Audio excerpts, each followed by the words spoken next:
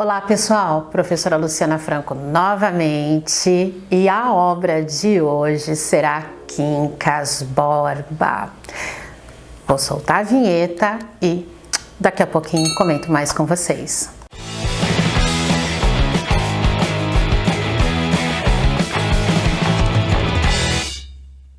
Então pessoal, a obra de hoje será nada mais, nada menos que Quincas Borba, de Machado de Assis.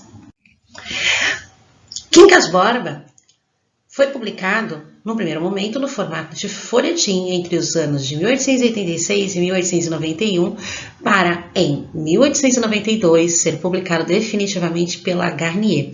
Faz parte da trilogia realista de Machado de Assis, iniciada com a célebre obra Memórias Póstumas de Brás Cubas, que em 1881 rompe definitivamente com os paradigmas românticos e traz, como grande viés literário a estética realista que já estava sendo desenvolvida na Europa. Curiosamente, Quincas Borba, personagem título de nossa segunda obra, apareceu como personagem em Memórias Póstumas. Tem também uma outra diferença entre as duas obras. Memórias Póstumas de Brás Cubas nos traz um autor defunto, um defunto autor, narrador em primeira pessoa, que conta as suas memórias após, partir dessa para melhor. Quincas Borba, ao contrário, foi escrito em terceira pessoa, ou seja, o narrador ele não vai trazer suas impressões. Trata-se de um narrador em terceira pessoa que conta a história de Rubião. Pois é, o título é Quincas Borba, porque Quincas Borba, essa personagem tão importante, vai ser, digamos assim, a mola mestra de toda a narrativa, mas eu já chego lá. Ele, Rubião, era um rapaz ingênuo, que foi discípulo do Quincas Borba, personagem que apareceu lá no Memórias Póstumas. Por que essa ligação entre as duas obras? Bem, o Memórias Póstumas de Brás Cubas tem como personagem central, o nosso narrador, Brás Cubas, cuja premissa era trazer, digamos assim, uma nova forma de narrar e um estilo completamente único e tão caro a Machado de Assis. A certa altura, de suas, entre aspas, peripécias e aventuras nada convencionais ou românticas e ideais para a época, ele se depara com Quincas, que lhe apresenta a teoria do humanitismo. Guardem isso porque a teoria, a filosofia do humanitismo, ela é muito importante para o nosso segundo romance, que é o objeto de estudo de hoje. Pois bem, qual é o enredo? Bom, Rubião, ou seja, Pedro Rubião de Alvarenga, era um ex-professor primário. Torna-se em Barbacena, Barbacena, enfermeiro e discípulo de Quincas Borba, aquele que já havia aparecido em Memórias Póstumas, e é apresentado pelo seu mestre a teoria do humanitismo. O que era a teoria do humanitismo? A teoria do humanitismo, que era sintetizada pela máxima ao vencedor as batatas, ela trazia a seguinte proposta. Supõe tu um campo de batatas e duas tribos famintas. As batatas apenas chegam para alimentar uma das tribos, que assim adquire forças para transpor a montanha e ir a outra vertente, onde há batatas em abundância, mas se as tribos dividissem paz, seguindo aqui a lógica, proposta pelo filósofo Quincas Borba, as duas tribos morreriam de fome. Consequentemente, qual era a ideia? Uma das tribos teria que sair vencendo. A vencedora garantiria sua sobrevivência. A perdedora... Sendo assim, o humanitismo é uma filosofia em que a razão do homem é sempre buscar viver e que a sobrevivência depende muitas vezes de saber vencer os outros. E aí, o que acontece no enredo de Quincas Borba? Quando o Quincas Borba, aquele que já aparece no Memórias Póstumas, falece na casa de Brás Cubas, já lá no primeiro livro, portanto, a cronologia, né, das duas narrativas, ela está em paralelo, né? Ele não tem herdeiro. Consequentemente, seu herdeiro universal se torna o Rubião, né? Tudo bem, o nome dele é Pedro Rubião João Varenga, tá? Mas ele era mais conhecido como Rubião. Qual era a condição? A condição era que ele cuidasse não apenas da fortuna, mas também do cachorrinho, cujo nome também era Quincas Borba. Ou seja, nós temos dois Quincas, o cachorrinho e o filósofo. O cachorrinho continua aí na história. Bora lá. No Rio, né, então o Rubião, né, sai de Barbacena, vai para o Rio e lá ele conhece o Cristiano Palha e sua esposa Sofia.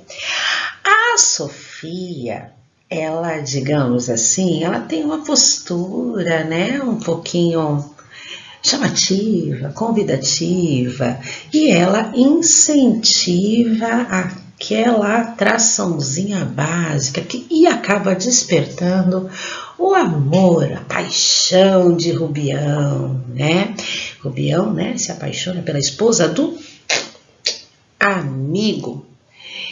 E ela acaba, inclusive, incentivando, né, dando aquela diretinha para que ele se declare para ela. Quando ele se declara, finalmente, ela o rejeita e, consequentemente, a rejeição leva-o à loucura.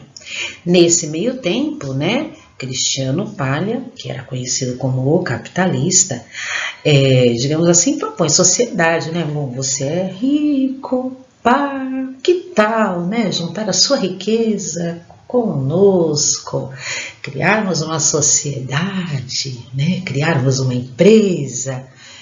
E aí, enlouquecido de amor, enlouquecido com a rejeição, o Rubião acaba morrendo, né? Enlouquecido, ele pensa ser o imperador francês Napoleão III. Ele morre agonizando, dizendo assim: guardem a minha coroa, ao vencedor as batatas. Ele morre repetindo a frase de Quincas Borba, né? Com a morte de Rubião, o último parágrafo termina também com a morte do Quincas, o cachorrinho. Triste, né? E qual é o último parágrafo? Bem, queria dizer aqui no fim do Quincas Borba, que adoeceu também, ganhou infinitamente, fugiu desvairado em busca do dono e amanheceu morto na rua 3 dias depois. Mas, vendo a morte do cão narrada em capítulo especial, é provável que me perguntes se o seu defunto homônimo é que dá título ao livro, e por que antes um que outro? Questão prenhe de questões que nos levariam longe. Eia! Chora os dois recentes mortos se tens lágrima. Só tens riso, ri-te. É a mesma coisa. O cruzeiro que a linda Sofia não quis fitar, como lhe pedia Rubião, está assaz alto para não discernir os risos e as lágrimas dos homens. Machado de Assis é tudo de bom, né, não, galera? Análise da obra e algumas outras ponderações, né? Elementos explícitos e implícitos. Bom, como temáticas, né, temos a questão da ascensão social, a ambição, o adultério, a exploração material e moral. Temas que são muito recorrentes nos romances de Machado de Assis. Também emerge da obra Quincas Borba as questões do poder e da manipulação sobre o outro. No caso, a Sofia faz uso da sedução, né, para estimular o amor de Rubião, que cada vez mais apaixonado se deixa explorar pelo casal Palha, né? Pois é, ao vencedor, as batatas. Circunstâncias históricas. Bom, o casal Palha, ele vai representar os valores de uma nova ordem, a do capital financeiro. O romance pode indicar uma crítica à conjunção terrível entre novas e velhas formas de exploração. Então tem a exploração financeira, a exploração sentimental, a exploração moral, enfim. Isso acaba culminando na loucura de Rubião, que, abandonado, destruído por todos, fica apenas com a companhia de seu cachorro, símbolo da fidelidade em escala universal.